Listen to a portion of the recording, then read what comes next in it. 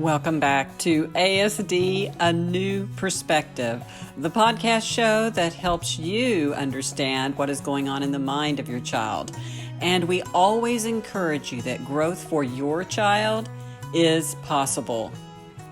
In this very important podcast, Dr. Gutstein talks about the need to redefine autism. Let's listen.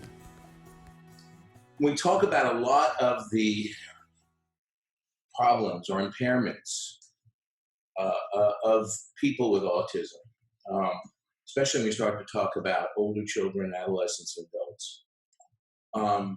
We often, and the researchers don't talk about this at all, but what I think is very, very important to talk about is when you look at the opportunities in typical development through the guiding relationship and later the mind-guiding relationship that typical children have, and also the affordances that they're given to make mistakes and to look, and the low expectations of a young child and the thousands of opportunities they get to practice and get better at things in simpler environments and in guided environments.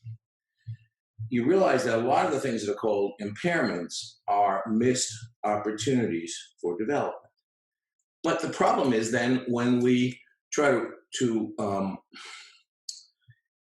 in the autism literature, when they try to teach these children or adults, whatever these things, they make no allowances for this need for the gradual development and to increasingly add complexity, to have increasing speed after lots and lots and lots of practice, where you one step ahead increase the difficulty, increase the rapidity, the complexity, whatever. They make no allowances for that, right? It's like a skill, a discrete skill that you're supposed to learn, not a process of shifting like that you have to take a long time to develop the type of automaticity you need to even engage in a regular conversation, right? Or a lot of other things that require that type of what we call updating, or sampling your own feelings and then going back into the world, and then sampling your own thoughts and going back and then sampling somebody else's, all that shifting and all that fluidity. Now, that's just one example. And there are a host of examples, whether we're talking about, constructing narratives about what your experience has been, or considering multiple futures.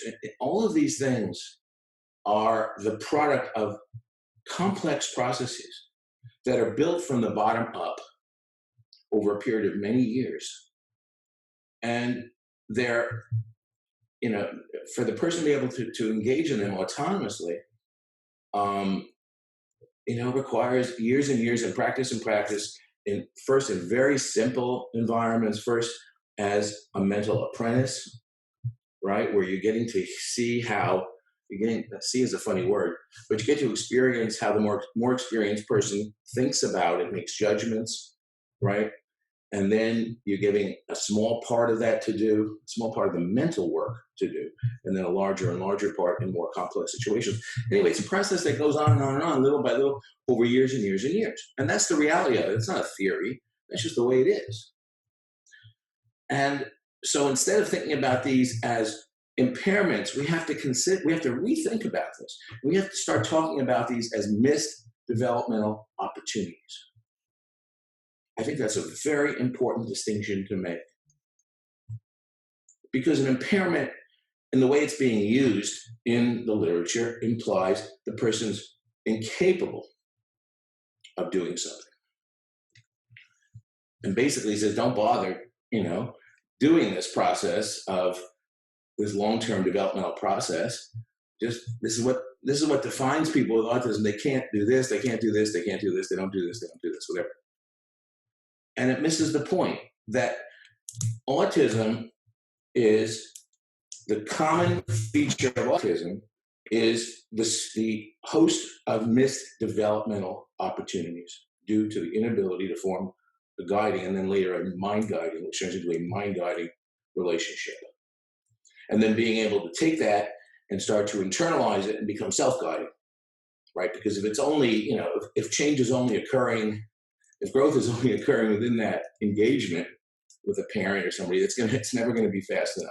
One of the critical goals of any kind of mind guiding relationship is for the mental apprentice to gradually take on more and more the responsibility and excitement and motivation for their own development away from those guiding engagements, and to start to use their mind guides more and more as people to bounce off reference points, bringing in things that they're troubled with and trying to make sense of, right?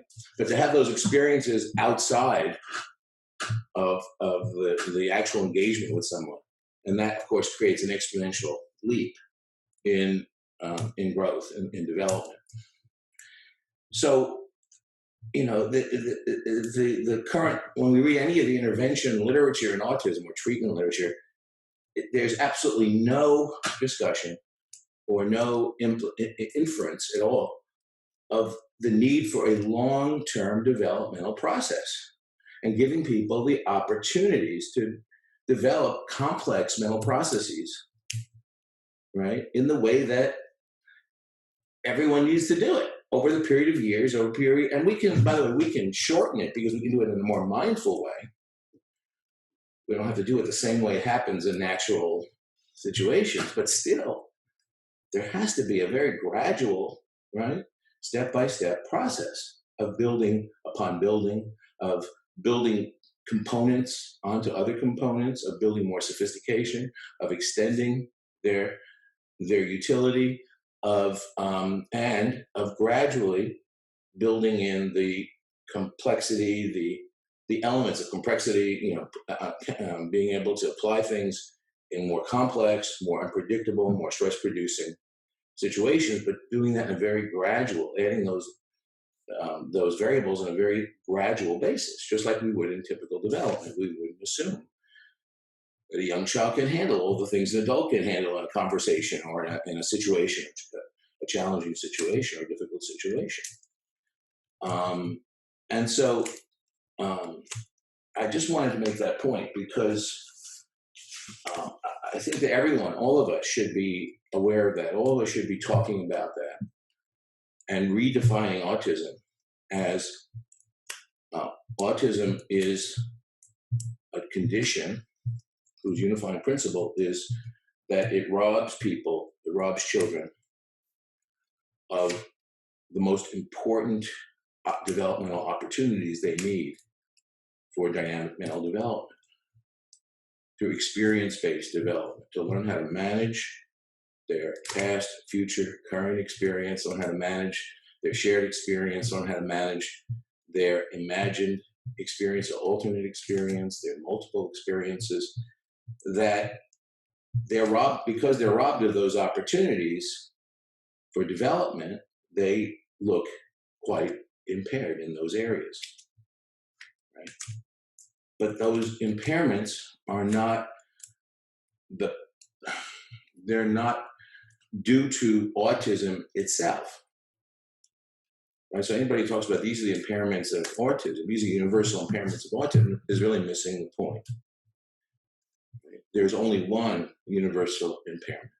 People with autism have other problems, just like anyone else. They can have sensory problems and motor problems and business. No, nobody's not saying that's not true. But the universal impairment, which has nothing to do with the sensory issues or the motor issues or any of those issues, right, is the loss of dynamic developmental opportunities through a mind-guiding relationship. Thanks for joining us for ASD, A New Perspective, a podcast show where we help you understand the mind of your child. And we always encourage you that growth for your child is possible. I'm Kat Lee. See you next time.